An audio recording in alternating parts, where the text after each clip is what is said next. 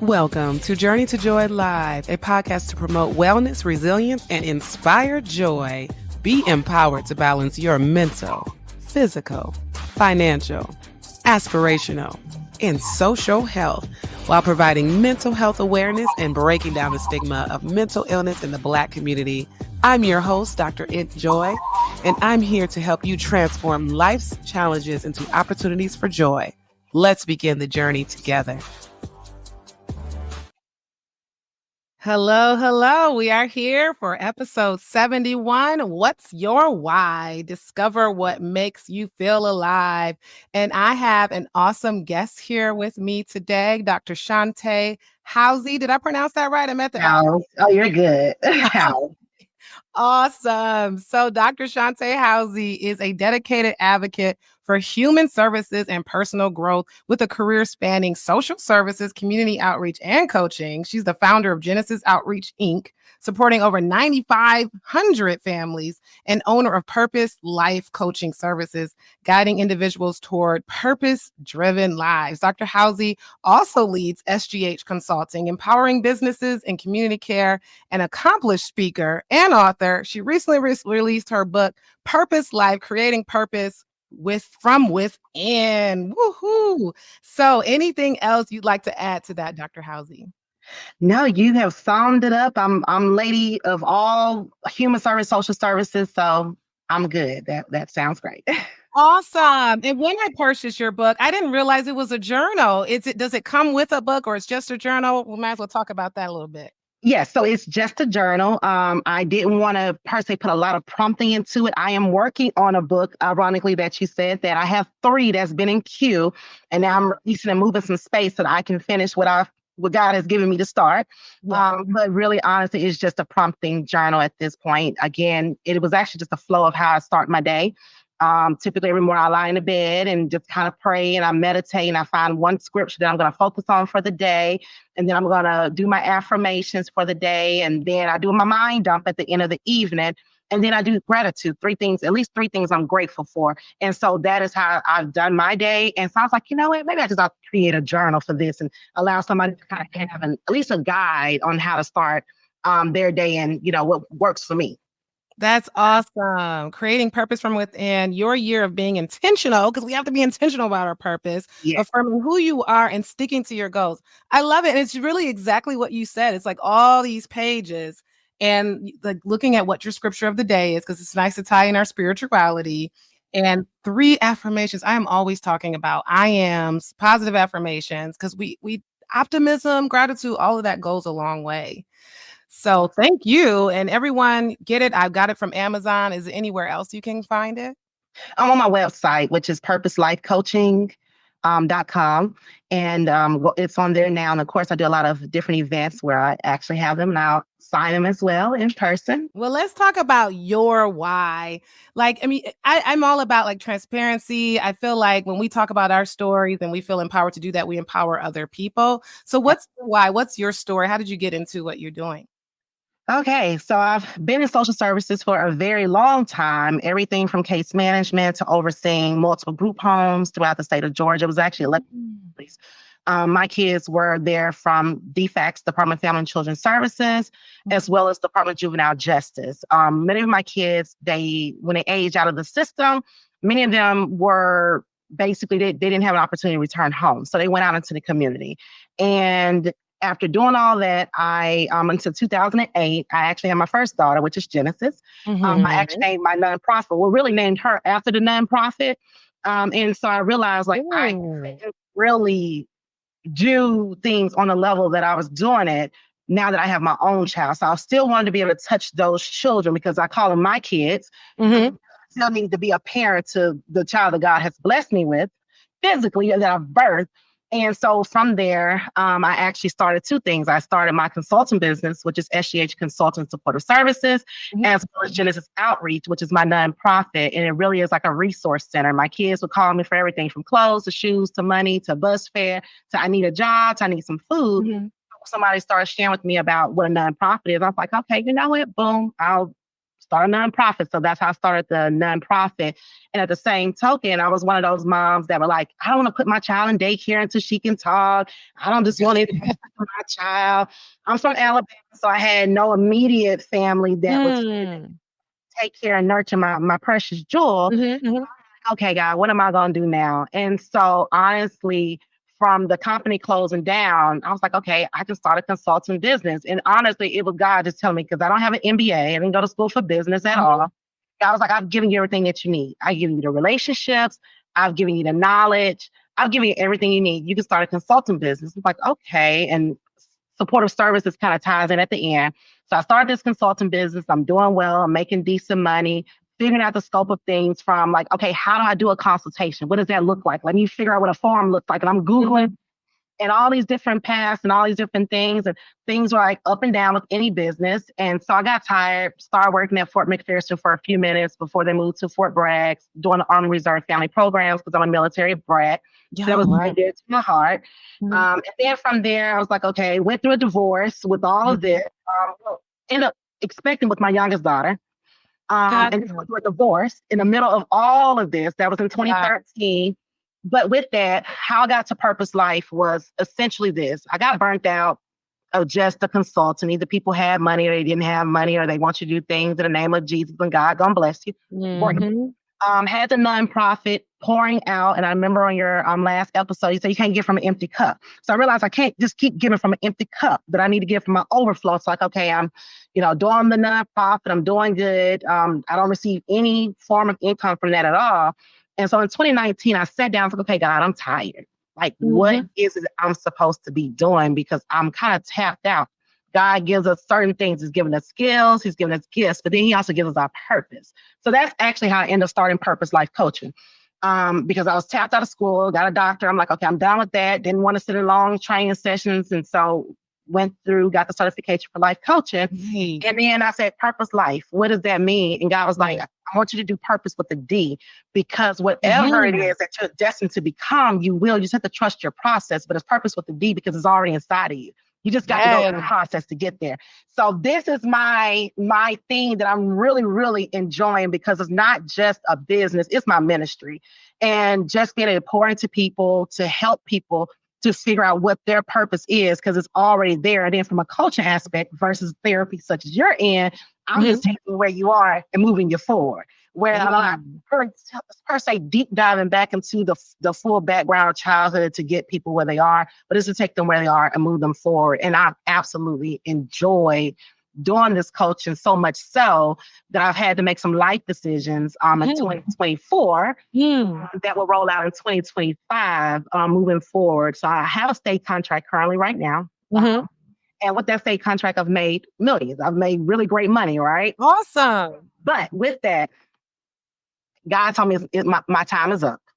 So now it's not about money. It is really about living my purpose life. And I'm one of those people that's like, can't be a hypocrite. You got to practice what you preach. So you're telling people to jump out there, trust God, trust the process. Shunte, it's your turn now too. So I've been feeling this nudge, and this has been a very uncomfortable 2024 for me, because I've not been per se obedient to what it is that I know my next is supposed to be. And so I am shutting down that portion of the business. I'm no longer going to do that. And I'm going to fully do Purpose Life, because that's Awesome. yes. Okay. Yeah. Well, I mean, definitely what stood out, you said you were burnt out. The divorce happened, there was pregnancy, and that's burnout in and of itself for sure. That's trauma, that's all the things. And it almost seems like it's when we get burnt out, it's when we get to the bottom, and that's what, squeezes out our resilience, because you can't be resilient without failure or without stress and without all those things. So it's always takes something that takes that. And you mentioned God so much. And as a psychiatrist, I try to be neutral, but like I can't knock the fact that I'm a Christian, I believe in God, and God is literally what gave me my purpose and how I continued on my path to become a doctor and how I continue to do those things. So we got to talk about that. And like you said, he gives us our purpose. You did say it's not about money, it's about living a purpose life. Is it really an oxymoron? Can we make the money and live a purpose life? That's exactly it. Because I say God make rooms for your gift and he blesses them. So that's where I'm at now. Like, God will make rooms for your gifts and he'll bless them. But in the same token, I say, okay, God, this is what you really want me to do. Like, your opportunities are going to find me. I'm not going to have to seek. I'm not going to have to search. I'm not going to have to manipulate. I'm not going to have to put myself out here to sell myself short for anything. Like opportunities are going to find me. And I can just tell you from day one, since I have began, I've not had to recruit, figure out, find opportunities. They have literally honestly found me. And so at that point, I knew like, okay, this is where I'm supposed to be. And this is what I'm supposed to be doing. And so that's my why. At this point, I'm in my why. I'm in my why. Yes. So when it comes to like asking God, what does that look like for you? And I can tell, I'll say first what that looked like for me. Okay. So I've mentioned it a couple of times, but for me, like before I went to medical school, I was a part of a gospel chorale, and there was a prophet, young prophet. He was also in college, part of the gospel chorale, and he prophesied to me. He said, "You're going to medical school. You're going to be successful. You're going to travel the world." And I was like, "Oh, okay." So there was that someone who spoke to me, who was a man of God, and then also later, even after that prophecy, I was still getting discouraged, and it was a scripture. I think it was in Timothy. It was somewhere. And it said, "Do not neglect the gift that was given you by the prophet." And I was just like, "What? Wait, the prophet said that, and you leading me to the scripture?" So to me, it was easy. It was like God's talking to me through scripture. He's talking to me through people who he speaks through. Because a lot of people feel like, well, how do I hear from God? Even if they don't believe in God, how do I hear about my purpose? So how did it come to you when you say ask God? Because a lot of times you're not going to hear his voice. You're not going to hallucinate. Exactly. It's that tugging, it's that nudging inside of me. It's like, okay, it's something else, it's something else, it's something else. And see, I'm one of those that kind of got a hard head every now and then. And I don't know where it comes from, but I'm one of those like things have to happen in order for me to move. I'm working on that. And maybe that's a trauma response. I don't know. But now I'm getting to the space to where it doesn't have to be uncomfortable for me to make a decision. But I saw the signs. I've had people to speak to me and say, okay, you're supposed to be doing this, or God said this. And I'm like, okay, well, he can speak to me too. And all these different things started happening. But it was me honestly taking time to really, really, there's a difference between meditating and praying. Mm-hmm. My meditation. And I was able to just close everything out and just really just sit and listen. At first, of course, I heard the cars going down the street and the birds chirping. But the more I sat in it, I could hear. And now that I'm hearing, I'm okay, like, what am I supposed to do with this? Now I'm in my prayer, like, Lord, give me wisdom, show me what I'm supposed to do, give me my path, give me my direction. And honestly, those things started coming. I would get like something to pop up on my computer says like, oh, this is a life coach. I'm like, okay, what is a life coach? So I'm really honestly reading through it and looking through that. And then I'll hear somebody come to me like, hey, have you ever thought about speaking? And I'm like, I have, but I'm a behind the scenes girl. Yeah, right. I can do everything in the background. I'm good with that, but I don't want to come before any camera. And then I went through all these different things, the self-doubt, those things. Like, I'm not good enough. What does success look like? And so I had to come to a point of terms of redefining success for myself. It ended up being that I had to block out all the noise of the world, including myself. I had to get me out the way. And then I had to start reaffirming who I am. Like, okay, girl, you are bad. You have done some amazing things. You are a game changer. And I just started reaffirming, and God just started honestly showing me like all the things I have been able to overcome. And as you mentioned the word resilience, the things that I've been able to overcome, I've been able to go against the odds. I'm like, okay, you know what, girl, you are bad. Like, let's just try this out. There's still a couple of things that I'm teetering on that I'm like, I don't know yet, Lord. So I'm doing a double dutch, right now on some things, but 10 toes down with this right here. But it's really, again, like you said, some people speaking to me. I mean, honestly, as I've been trying to make this hard decision that I'm retiring, because retirement comes with income with this particular contract. Yeah. I'm like, I've had more money to come through to say, okay, well, this is what will happen, or you pray about it, but, just think about it, or you can rebuild your infrastructure. I heard that. 3 days last week, Wednesday, Thursday, and Friday, I had 3 people that had no idea who I was in 3 different situations to speak to me, say, listen, wherever you are, God is about to multiply that times 10, times 100. God is giving you a global space, but the reality is really honestly confirmation of what God has already shown me. I've seen myself on stages. I've seen all these things happening. And so sometimes you just need that confirmation, that reassurance, like, okay, God, am I heading on the right path? Am I losing my mind? But it is not for me to really honestly to understand. It's for me to be able to be obedient and also to be able to surrender, which is the hardest part. Yes, all the things. So self-reflection, that those mindfulness moments, clearing your mind, because when you're all cluttered by everything else going on and you're not doing a meditation, it's really hard to hear the voice of God or hear like exactly what you need to do. Now, when it comes to those people who don't believe in God, and it doesn't mean that you don't have a purpose just because you don't Right. believe in God. Do you coach people who don't believe in God? And I imagine you're not saying believe in God so you can have a purpose. How do you work with them? Because not everybody who's listening believes in God, and that's okay. We want you to have a purpose too. Exactly. And so for honestly, I have realized that God will send me my people, but it doesn't have to be somebody again that shares the same faith. It's just honestly something that is inside of me that would click with them, and we're able to work together because I don't have to say God for them to know that there's something higher and greater than us. It could be a situation where we're in a coaching session and I've not mentioned God at all Yeah, in that session. I've not in several sessions, right. and something will happen where there's a download. It may be an assignment that I may give them. And it's like, how did you know? Mm. You mean they would ask you that? Come to you. Right. Gotcha. How did that come to you? And I'm like, honestly, it was given to me. And in those moments, I've had people to say, like, I know there's a God, or I know that there's a higher being, or I know that there's something that had to have happened for you to notice because I didn't share this information with you. So even if it's not God or Allah or Buddha or other Right. faces that people believe in, we Yeah. all there's something higher and greater than us. So whatever you call it, we're gonna call it what it is.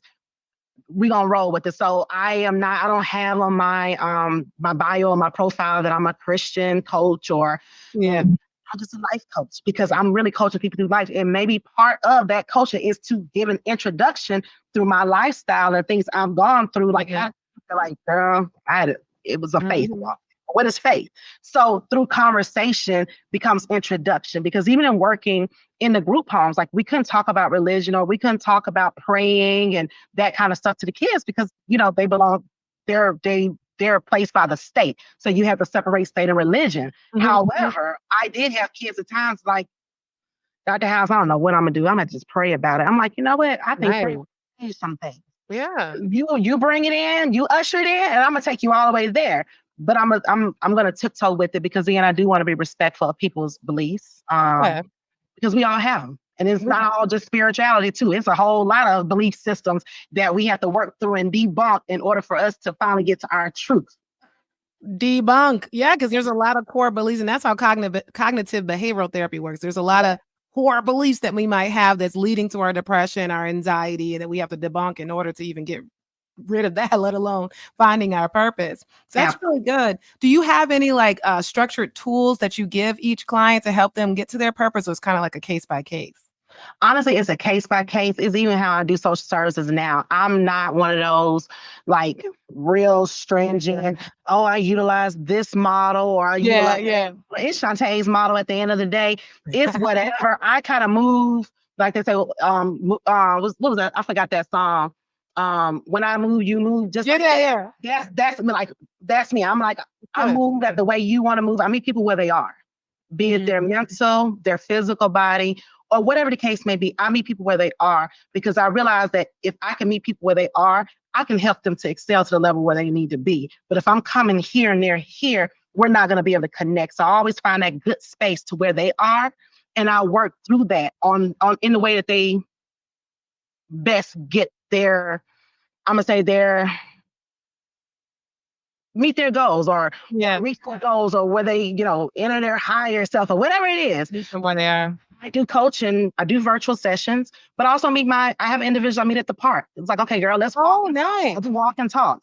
If it's at the coffee shop, I'll meet you at the coffee shop. I may be drinking Right. tea, but I'm gonna meet you at the coffee shop. If it is, girl, let's go work out in the gym. Now I don't know how much we can get done that treadmill if I hadn't been on there in a while, but we're gonna work through, we're gonna breathe through. I said, listen, put your recorder on because I don't know if I'm gonna be able to repeat this, but we're gonna get through this. So if it's just going into a park and just sitting down, if it's grounding, whatever that is, I meet people where they are as long as it doesn't go against my values and my belief system and what I have going on as well. And so, because I believe that when you're at your best self, when you're in an environment that's conducive for things to take place. That's So really good. one virtual session, it's like, okay, where is your space in your house? If it's your bed, if it's your bedroom, if it's on the floor, I'm about to tell you, we're gonna virtually have a good connection. And I'll sit on my floor too because I'm a country girl. So I'm gonna have my socks off and my shoes off, and we're gonna sit here together and do this together because again, I do believe in meeting people. Now, how many times do you meet with people? Is there a structure with that? Like, oh, for 3 months, or can it go 10 years? Like, how does that work? I mean, like therapy. Go 10 years because at that point I'm not doing my job. Oh, that's true. Just like me like that, and they just, okay, we have 6 months. Every 6 months we're gonna check in. But Gotcha. honestly, I typically like to start off with at least 3 months because we're talking about habit forming, we're talking about changing some things, we're talking about grieving some things, we're talking about getting through some things, and so it's a process. And if you think a month is gonna take place, unless we're doing at least every single week, maybe twice a week, we may get there. But the reality of it is not going to happen. And I don't want you to waste your money and my time because I value that more so than anything else at this point. When you talk about reclaiming your time, I watched the episodes. I'm like, that's the one right there. I need that 60, the episode 69. So I listen to that episode 69 because there was some really good tidbits in it. I wrote a few notes from that just for myself because I tell people all the time, just because I'm a life coach, I still have a therapist and I still have a coach because accountability partners as well. Right. And so with that being said, I typically say at least 3 months, but it's not a numbers game for me in terms of money. So as far as long as your pocket can stretch, if it's only 2 months, that's fine. But I can tell you this, it may not change unless we're gonna wrap this thing and we're gonna really put some goals in place. And as you mentioned, like those SMART goals in place, like you can really maintain those things and be realistic with your goals, then I'm gonna recommend 3 months or build up your budget until you can at least do 3 months. And that's everything we need to do that. Okay. Yeah, that's good. So at least 3 months. I mean, it makes sense because you have to work with them for a certain period of time for them to really like come to it. This is not an overnight thing. And the reason I started talking about purpose is because of aspirational health. It's one of the 5 crucial areas of our health. So that's the mental health piece, physical health, social health, financial health, and then aspirational. Because we don't talk about that. You could be doing well mentally, physically, your finances are going well, your relationships are going well, but then you just don't fulfilled in life and your purpose. And then that just messes everything else up because you don't feel fulfilled. So this is why I'm talking about it from a mental health aspect. Any mental health obstacles that you tend to encounter with your clients that you see?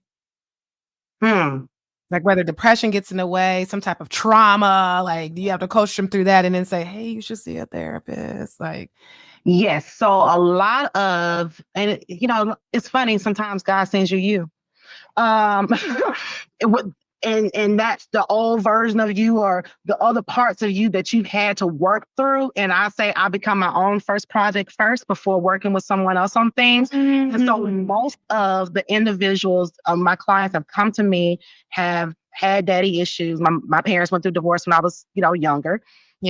Went through, and then of course I went through my own divorce. I've had the single parents. I have had couples that were going back and forth. And I'm telling people all the time, like, listen, although I'm divorced, I'm praying every day, like, Lord, send them. I want to be married. And I was married for 15 years. I like the consistency. I like the stability, and I like family. So I like the structure. So I'm not here to tear anything up. I'm here to help you pick those pieces up and put them together. So it could be like, okay, let's schedule some date nights. Like you need to have time outside of your babies because before those babies, you all were together. You were a couple.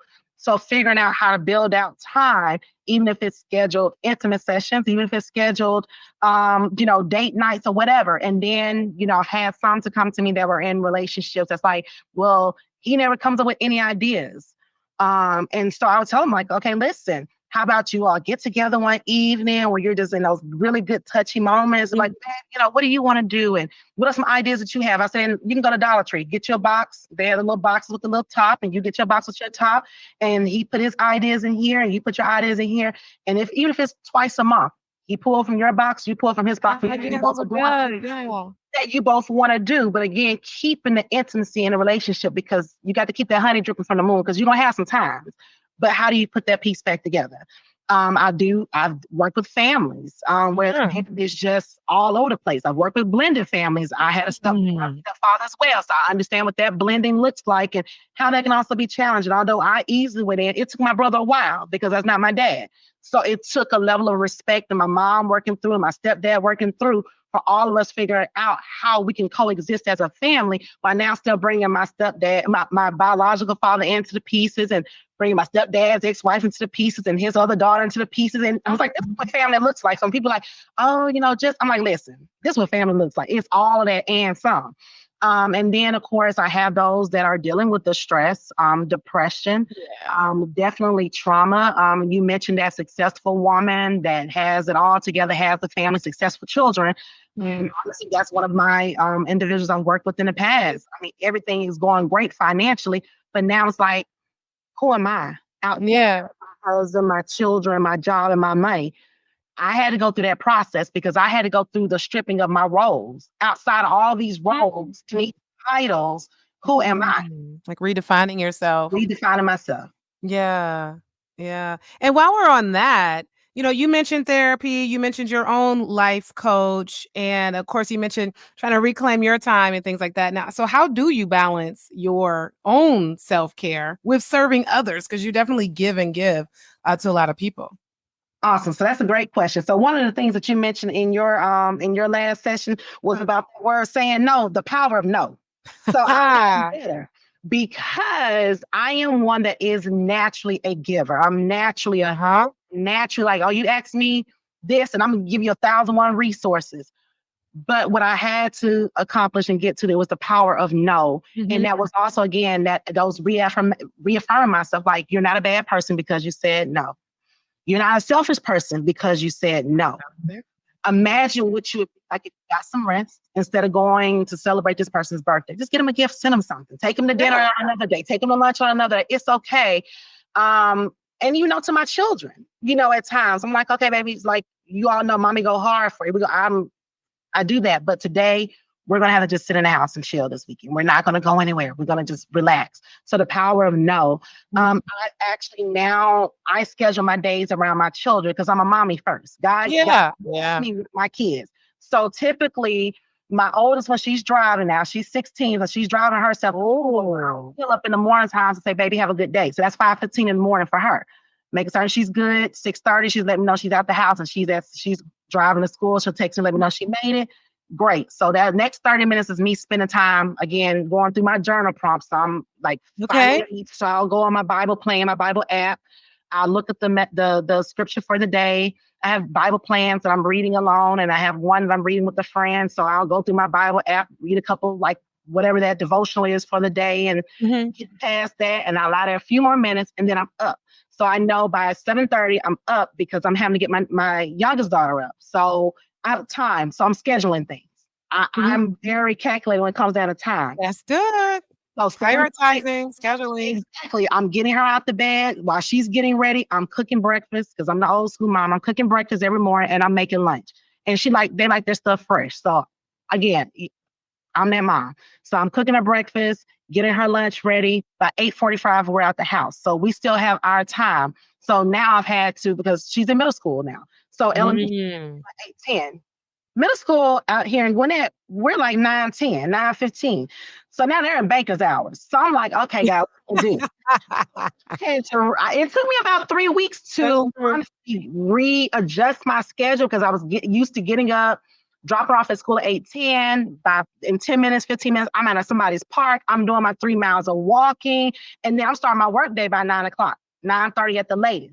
Well, now my work day is not starting until about because it depends on when she starts school. Wow. Well, that's good. You have that flexibility. Yes. So I dropped her off at school.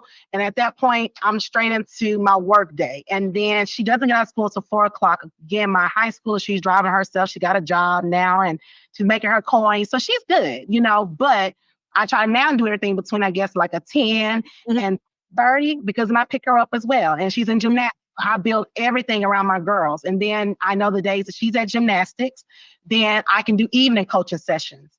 And I can also work my contract that I currently have right now and do any other business. Okay.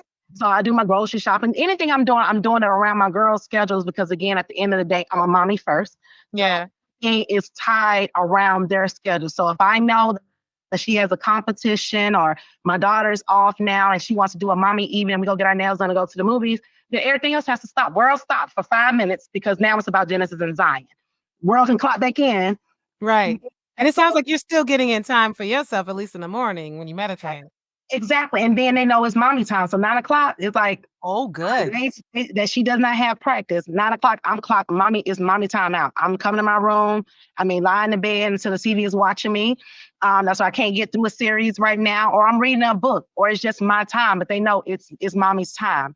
I still go and do things with friends. I'll schedule like, okay, girls, mommy gonna be going here. I'm gonna be doing that, and they understand it's mommy's time. And I'm talking about not being selfish, Yeah.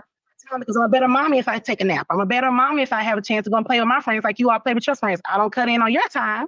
Exactly. And they sound like you're understanding. Exactly. And so us being able to communicate and let them understand also about balance. Like life is not all about working. I've done the all work and no play, and it almost gave me a heart attack, honestly. Literally gave me a heart attack. I've had the moments of like, while they sleep, we work, and I'm chasing money.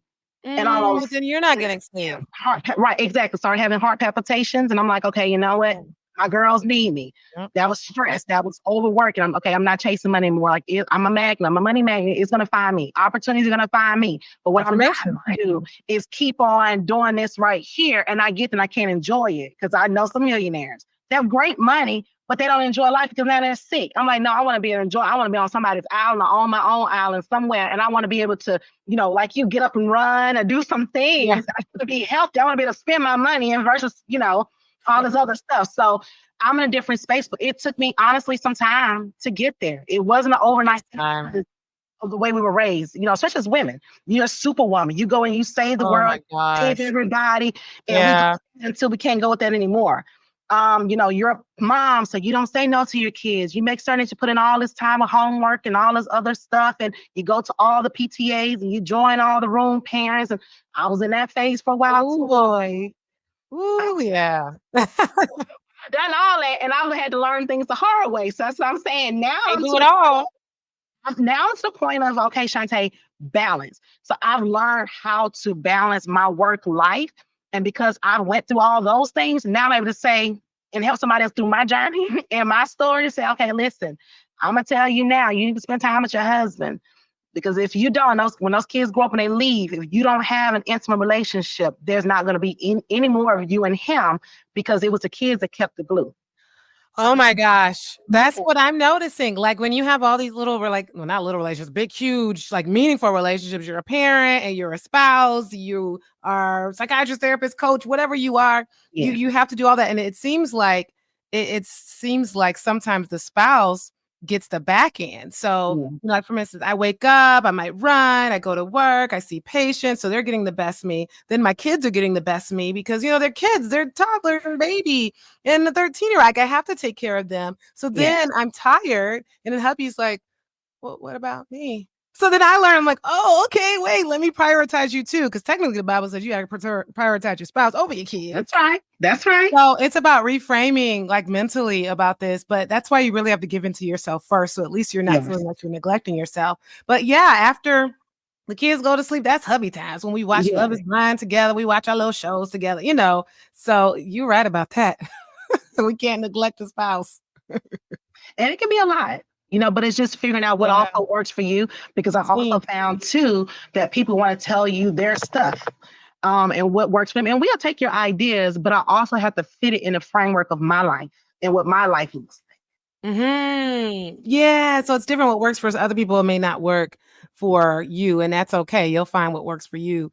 So how do we inspire others to stay motivated and hopeful, even when they're facing life's biggest challenges? Because like life happens and then we could just give up on trying to face our purpose when we're getting drowned by these daily stressors. It's just like what we're doing now. Like, we overcome by our testimony, and so do other people. And so it's us taking off the mask of life for ourselves and then for other people to say, you know what, I'm human. I get tired. I'm human. My business may not be doing so well right now, but this is how I pivoted. This is what I've gone through, but this is what I did. tips and resources, but also sharing our life because a lot of times, and I have the butterfly.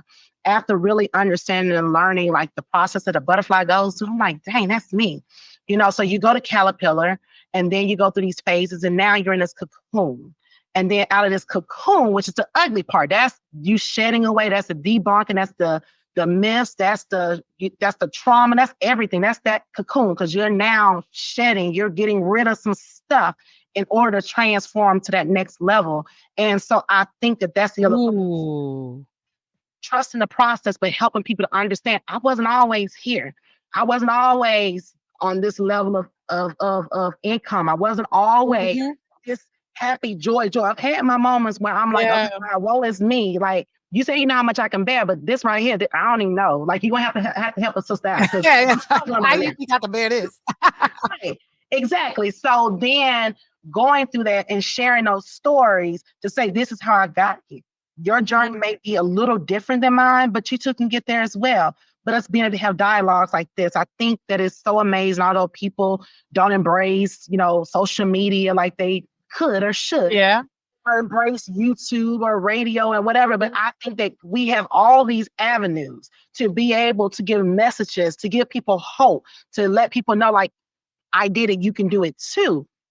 These are some tidbits. These are some resources. And people like you that's also subject matter experts. Like not only do you have the life experience, but you got the education to back it up. And so those give reputable spaces for people to be like, okay, I can trust. I can do. It wasn't just I read a book. I tell people all the time, like, you can't tell me anything about being a parent if you wrote an amazing book. But when that you have to be a parent. Right. You need to be a parent. I feel like my experience trumps my education.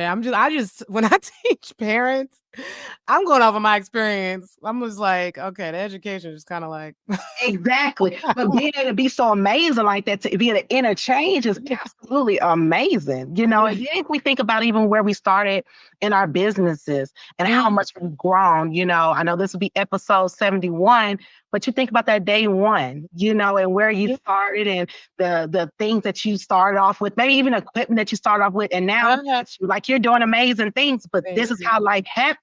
So it's not just a quick fix, quick get. It's going to take some time. But in that time, you're going to learn, you're going to grow, and then you continue to expand. But it's just like a test in school. You can pass or fail it. But if you fail it, you got to take that test again. But it's never typically the same questions in the same order, maybe multiple choice. It could be a fill in the blanks. It could be something else, but it's never the same test. So we just have to get through our process, get connected with people. It takes a village. Not just kids, but to help raise us as well. Exactly. So we need a community. Yeah. And we learn from these failures, challenges, and stresses. We need them, again, for our resilience. And you mentioned the butterfly analogy. Did you know that if we helped the butterfly come out of its cocoon, like we cut it open and made the hole wide, did you know that the butterfly wouldn't be able to fly? It needs to push itself out. It needs to push itself through that small hole. And because there's just these juices or chemicals that come out and it makes it stronger because it pushed its way through that small hole. So it's just whoa, it's the best analogy for you got to push your way out and you get stronger when you do that. Yeah. Crazy. All right. So we on Journey to Joy Live. What is your journey to joy looking like for you, Dr. Howze? Well, and I was thinking about, I saw your on your, I think it was on your website, you was like, joy is. And it really is within. Your purpose is within. And so my joy is honestly within. It says, man, he didn't give it to me, the man can't take it away. People can bring happiness, but only you can give yourself joy. And so in this moment, I'm really, truly enjoying me. I'm enjoying everything about me, my flaws, my imperfections, but also the great things about me. And I'm embracing this space because I'm one also that I love kids. I love my daughters. I love teaching. So it's like I'm my own best example. And I have to be able to be that example for my daughters to realize, yep, you can drive the nicest car and that still may not bring you that joy. You can have all the money in the world and that still may not bring you that joy because that is something that's innate. That's something that's embedded inside of you. So finding it And when you find it, hold on to it by all means necessary. We have our, we're down and we go, but joy is forever. It doesn't leave us. We have our moments, but it never leaves us. And so Correct. that's where I find my joy. I find my joy within. And it's Yes. being able to have conversations like this to where we're able to collectively be able to empower someone else, to enlighten someone else. And it's not just from all these other things, it's from here. And I know that even in hearing your stories and, you know, listen to your episodes and even reading your bio, it's the inside of it. You know what I'm saying? Not only a name, but it's who you are. And when you are who you are, nobody can take that away. Correct. No situation, no circumstance, nobody can take that away. And so that is where I find joy in knowing that I possess it. It's mine. Nobody can take this away from me. It's within. Your energy, and it exudes joy. I really appreciate you, Dr. Howze, for coming on Journey to Joy Live. So we can find you at purposelifecoaching.com. And of course, you are on Facebook. You're so consistent with your brand there. That's Purpose Life Coaching. And then you are also on Instagram at Purpose Life Coaching. Is there anywhere else we can find you?